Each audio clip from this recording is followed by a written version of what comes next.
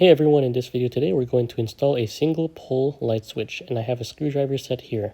First we want to make sure we go into the breaker and turn off the appropriate breaker for the room that you're working in.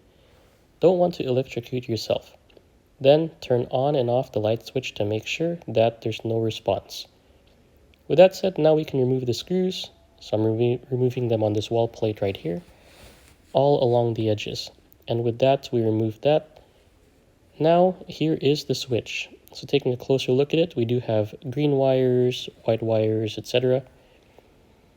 We're going to remove the switch that's appropriate by removing the screws on the top and bottom, and then pull this straight out. With that, don't worry about the wires. They're going to be a bit stiff.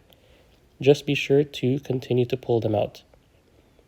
Next up here, you see we do have the red wire and black wire over here. And then on this side, we do have a copper wire as well. So we're going to remove these wires. These ones just slide out. It looks like the builder didn't twist them all the way around the screw.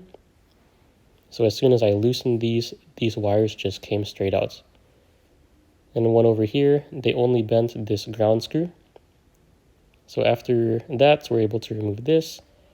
Next, we're going to take this switch and then put it in its place. So this switch, you see we have a red and then we have a black over here. So we're just going to install the corresponding wire corresponding to the color. So red to red and black to black.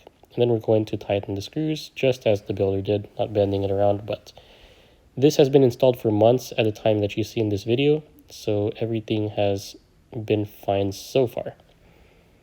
So here we go. Wires are now tightened down, red to red, black to black once again. The green wire coming out of the switch goes straight to this copper wire, and then just make sure to twist them both together. Give them a good tug as well to make sure it doesn't come out. Next here, there is a white wire bunch in here, so I'm going to loosen that up, and then I'm going to put the white wire with those white wires, tighten those together as you see in this picture. With the green, white, red, and black in place, we're now ready to push everything back. So now I'm just making sure these switches go back, make sure the wires all stay together, push the switches back into place, and of course, since it was a bit difficult to pull out, it'll be a bit difficult to push in. So you're watching this in about 2x speed.